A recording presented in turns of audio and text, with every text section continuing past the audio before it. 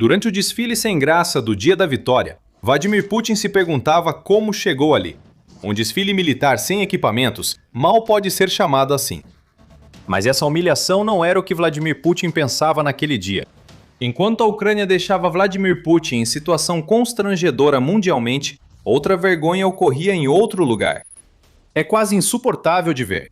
O que a Rússia levou meses para roubar foi recuperado pela Ucrânia, enquanto o exército russo está cada vez mais sobrecarregado. Enquanto Putin assistia ao desfile esvaziado, distante do impacto esperado, provavelmente refletiu envergonhado sobre os últimos meses. O exército russo deveria avançar com força total pela Ucrânia. A ofensiva da primavera já começou e a Ucrânia deveria estar desmoronando. Mas a realidade, como aponta o Instituto para o Estudo da Guerra, ou ISW, é que a Rússia praticamente não fez nenhum progresso operacional significativo durante o último ano, e não parece provável que consiga grandes avanços tão cedo. Nenhum progresso operacional não quer dizer ausência de avanço. Soldados russos avançam, ainda que lentamente. Isso significa que a Rússia não conquistou nada relevante há meses. O que ela conquistou custou tantas perdas que qualquer exército moderno veria isso como sinal para recuar, se reagrupar e talvez criar outro plano. Como diz o ISW, as forças russas conseguiram tomar Toretsk em agosto de 2025 após uma campanha de 14 meses. Siviesk em uma campanha de 41 meses e Pokrovsk em janeiro de 2026 após uma campanha de 2 anos. Essas ofensivas causaram muitas baixas e perdas de equipamentos russos. A Rússia não aproveitou esses ganhos, diz o ISW, e citar apenas 3 localidades importantes em 41 meses é uma dura acusação de como a campanha de Putin na Ucrânia se tornou patética. Esses números também destacam quanto tempo está levando para as tropas mal treinadas da Rússia obterem avanços. As campanhas duram vários anos para tomar uma única cidade ou vila. Isso não é domínio, mas fruto das ilusões de Putin sobre o poder das forças armadas russas. Então chegamos ao cinturão de fortalezas de Donetsk. Segundo reportagem de 17 de abril do Kiev Independente, Putin deu a seus soldados a meta de conquistar Donbás até setembro. Para isso, o cinturão de fortalezas de Donetsk deve colapsar. Ofensivas russas na primavera e verão devem causar isso. Mas, como grande parte da ofensiva russa, segue praticamente sem avanços. Os avanços russos contra o cinturão de fortalezas ocorreram apenas em Konstantinivka, onde os capandas de Putin começaram a se infiltrar com pequenas unidades de soldados em outubro de 2025. Essas unidades de infiltração não tomaram território relevante nem prepararam o terreno para ofensivas russas maiores, segundo o ISW. A Rússia planejava conquistar todo o Donbás até setembro, mas em meados de maio, as forças russas só arranharam a superfície da ponta sul do cinturão de fortalezas. Já estamos dizendo agora, setembro vai chegar e passar, e a Rússia ainda não terá feito nenhum progresso significativo. O histórico dela em cidades pouco defendidas já mostra que a Rússia continuará destroçando suas forças contra o cinturão de fortalezas por muito tempo. Agora, vemos pouco mais que um impasse. Para agravar a humilhação de Putin, os meses desastrosos da invasão não se limitam às defesas da Ucrânia barrando suas forças. O problema de Putin é que a Ucrânia avança durante esses acontecimentos. Fique com a gente e vamos explicar mais. Por enquanto Putin assistia ao modesto desfile do Dia da Vitória da Rússia, ele pensou que o cessar-fogo que havia declarado para o dia especial poderia ser suficiente para evitar sua humilhação. Pelo menos por algumas horas, mas Putin estava enganado. O desespero da Rússia e a alegação de que a Ucrânia continuava lutando durante o cessar-fogo autodeclarado de Putin frustraram essas esperanças. Apesar do ISW indicar que o ritmo das operações caiu no cessar-fogo, os combates seguiram. A Rússia foi rápida em lançar acusações contra a Ucrânia. Segundo o ISW, afirmou que a Ucrânia violou o cessar-fogo 8.970 vezes. Esse número se divide em 7.151 ataques de drones, 1.173 ataques de artilharia, morteiros e sistemas de lançamento múltiplo de foguetes, e 12 assaltos terrestres. A Rússia não tem muita moral para comentar. Segundo o ISW, lançou um ataque aéreo à Ucrânia por volta das 18h do dia 8 de maio, com um míssil Iskander-M e 43 drones. Não se sabe se o ataque continuou após a meia-noite do dia 9. Isso acontece quando você faz um cessar-fogo apressado só para proteger seu desfile, Putin. Mais uma humilhação enquanto você tenta culpar a Ucrânia por romper o cessar-fogo. Vamos comparar a campanha vacilante da Rússia com as ações recentes da Ucrânia. Voltando a dezembro, a Rússia seguia tentando tomar Pakrovsk após quase 2 anos de combates. Nesse período, generais de Putin disseram que a Rússia havia tomado Kupiansk, na região de Kharkiv, no norte da Ucrânia. Isso teria sido um avanço operacionalmente significativo, mas a afirmação acabou se voltando contra a própria Rússia. Em dezembro, a Ucrânia lançou um contra-ataque devastador, libertando quase toda Kupiansk, deixando as forças de Putin para trás e mostrando que suas novas táticas de busca e destruição eram a resposta ideal à estratégia russa de infiltração. Foi por volta desse momento que a narrativa começou a mudar. O ímpeto favorecia a Ucrânia e 2026 traria ainda mais constrangimento para Putin. Antes das ofensivas cansativas da primavera e do verão, a Ucrânia partiu para o ataque contra as regiões ocupadas no sul do seu território. O resultado deixou Putin mortificado. Durante o inverno e o início da primavera de 2026, a Ucrânia conseguiu libertar cerca de 400 km² do seu território, sendo as liberações mais recentes em localidades na região oeste de Zaporísia no final de abril, segundo o ISW. Enquanto os soldados russos em dificuldades batiam de frente contra o cinturão de fortalezas de Donetsk, que simplesmente não está se movendo, resultando em algo que equivale a um impasse, mais ao norte, os contra-ataques do sul da Ucrânia foram tão eficazes que abril de 2026 marcou a primeira vez desde agosto de 2024 que a Rússia sofreu uma perda territorial líquida. A Ucrânia terminou aquele mês com um ganho líquido de 116 km², segundo relatos da mídia United 24. Isso só aconteceu antes, quando as forças ucranianas lançaram uma contra-invasão na região de Kursk, levando meses para a Rússia recuperar, e segundo a Ucrânia, com mais de 63 mil soldados perdidos. Putin vem acumulando sucessivas humilhações. Mas Kursk ainda é um problema para o presidente da Rússia. E uma região que supostamente deveria estar livre de tropas ucranianas, aparentemente está longe disso.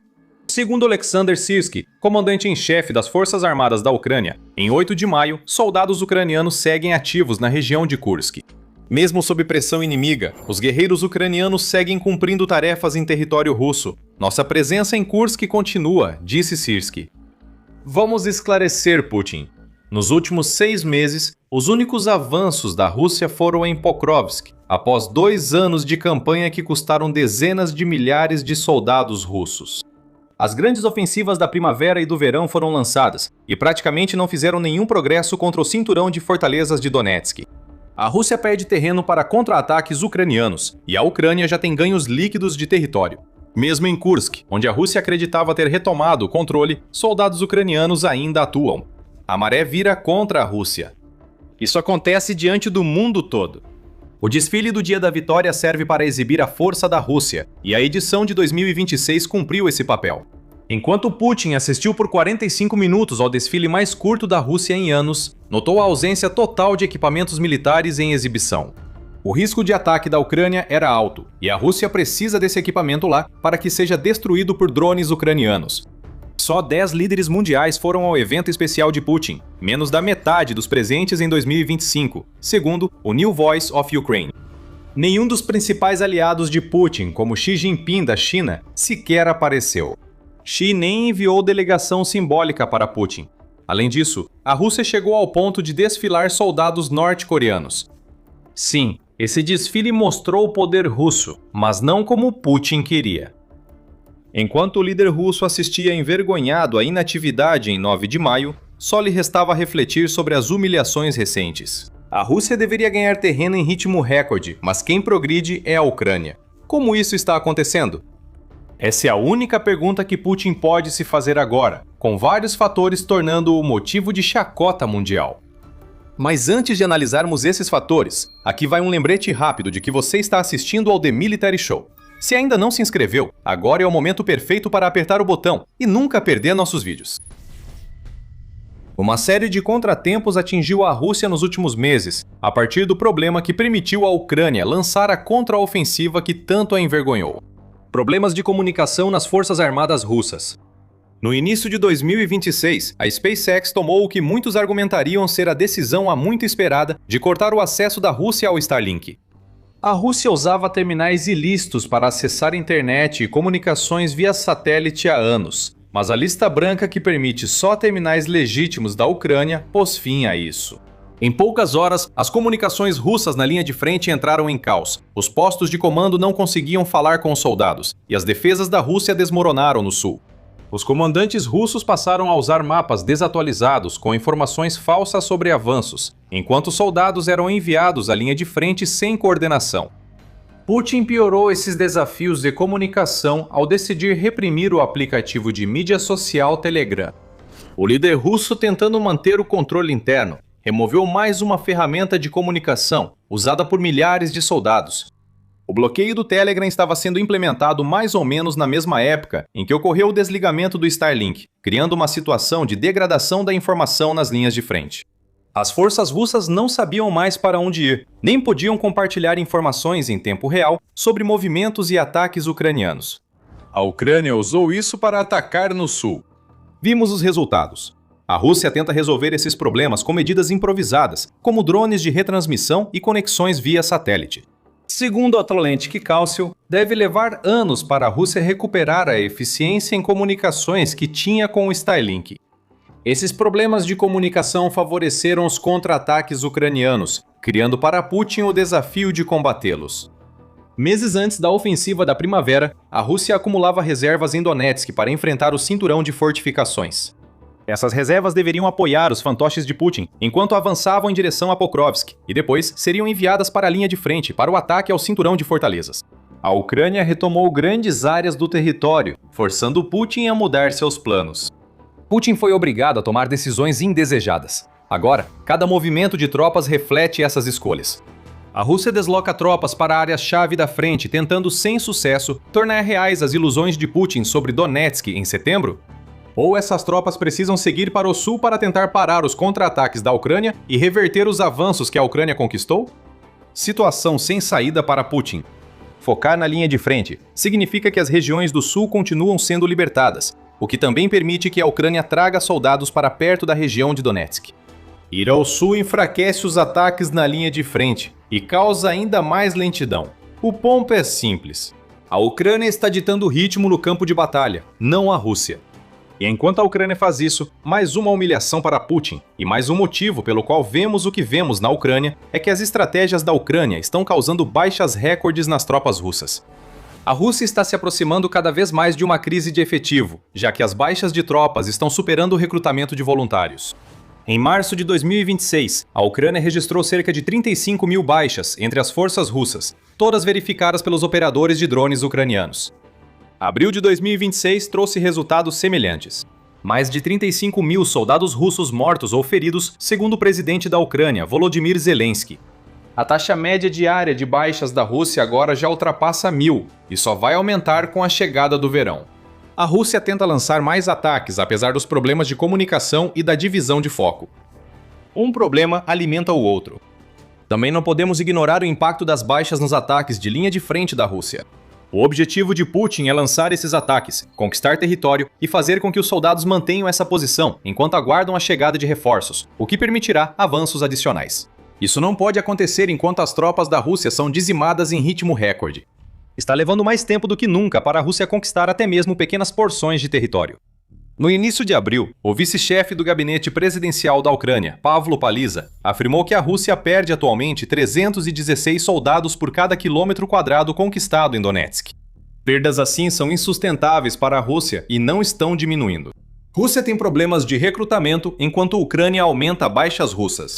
Só no dia 9 de maio, a Rússia perdeu 1.080 soldados, elevando o total de baixas para mais de 1.340.000 desde que Putin lançou sua invasão. Além de perder soldados, a Rússia perde equipamentos rapidamente. No mesmo dia, fogo ucraniano destruiu 82 sistemas de artilharia, um tanque, 3 blindados e mais de 370 veículos e caminhões de combustível. Nada do que estamos vendo nesses números é fora do comum. O dia 9 de maio foi um dia bem comum para as Forças Armadas da Rússia, e isso por si só já é um constrangimento para Putin. Ele está sacrificando uma geração inteira de russos, e do ponto de vista operacional, não está obtendo praticamente nada em troca. Temos comunicações fracas, a Ucrânia ditando o ritmo da batalha, e um recorde de baixas que apenas humilham Putin. Segundo o ISW, a intensificação da campanha de drones de médio alcance da Ucrânia também contribui para isso. A campanha intensificada da Ucrânia de ataques de médio alcance contra a logística, equipamentos militares e efetivo russo desde o início de 2026 também degradou a capacidade das forças russas de conduzirem operações ofensivas em todo o teatro de operações, declara o ISW em seu relatório sobre o estado da ofensiva russa. A Ucrânia duplicou os ataques de médio alcance em abril em relação a março. Ataques de drones a mais de 20 quilômetros estão paralisando a retaguarda imediata russa. O que há nessa retaguarda? Logística citada pelo ISW. Postos de comando com dificuldade para transmitir ordens e defesas aéreas que deveriam proteger concentrações de tropas e impedir que drones ucranianos atinjam seus alvos. Tudo isso desmorona com a intensificação da campanha de médio alcance da Ucrânia, causando o que vemos hoje na linha de frente. Claro, as forças de Putin ficaram em impasse em Donetsk. Eles não recebem apoio porque tudo atrás deles está sendo destruído. Mesmo com mais ataques de médio alcance, a Ucrânia mantém o ritmo nos de longo alcance. A Rússia está sendo atingida com a mesma intensidade que o território que ocupa na Ucrânia, especialmente no setor de petróleo. A escala é o problema da Rússia aqui. A Ucrânia passou de lançar cerca de 1.000 drones contra a Rússia em agosto de 2024 para cerca de 7.000 em março de 2026. Ataques repetidos contra refinárias de petróleo e centros de exportação estão limitando a capacidade de Putin de vender o recurso mais valioso da Rússia, além de dificultar o envio de combustível e produtos petrolíferos para as tropas na Ucrânia. Os resultados aqui são óbvios. Lucros menores com a venda de petróleo e gás significam menos dinheiro entrando no caixa de guerra da Rússia. Quando o envio de combustível e produtos petrolíferos para a linha de frente atrasa ou é destruído, soldados russos pedem mais um recurso essencial para avançar como seu líder deseja. Como dissemos, há muitos problemas que se somam e frequentemente se alimentam, criando a situação atual. A Ucrânia tem toda a iniciativa e controla a situação muito mais do que Putin esperava, deixando-o humilhado. Seu exército poderoso não cumpriu nada do que prometeu ao mundo. Até a promessa de tomar Donetsk até setembro agora soa ridícula para Putin. O próprio Zelensky afirma que a Rússia precisaria de até 1 milhão de soldados para superar o cinturão de fortalezas, número maior que o efetivo ativo de quase todos os exércitos do mundo. Putin sacrificou soldados e equipamentos equivalentes aos de vários exércitos para alcançar a atual posição da Rússia. Mais 1 milhão só para tomar Donetsk faria de um constrangimento uma catástrofe. Putin percebe isso? Se sim, deveria estar mortificado. Mas está começando a parecer que este é um homem tão envolto em suas próprias ilusões que ele já não sente mais constrangimento. Ele vai continuar jogando carne na máquina de moer, enquanto humilha todo o seu país no palco global. É difícil assistir. Uma suposta superpotência militar é exposta diariamente na Ucrânia. O desfile do Dia da Vitória de 45 minutos virou um monumento ao fracasso de Putin, enquanto a Rússia perde território e impulso. Talvez ele não saiba, mas as imagens sombrias do desfile podem ser o legado de Putin. Enquanto isso, a Ucrânia segue provocando o colapso à ofensiva russa de primavera no Donbass. Grandes perdas e avanços estagnados são só o início, pois a Ucrânia criou uma nova estratégia chamada defesa ativa. Veja no nosso vídeo o que é isso e por que faz diferença no Donbass. E se você gostou deste vídeo, lembre-se de se inscrever no The Military Show para ver mais das nossas análises sobre o que está acontecendo na Ucrânia. E como sempre, obrigado por assistir.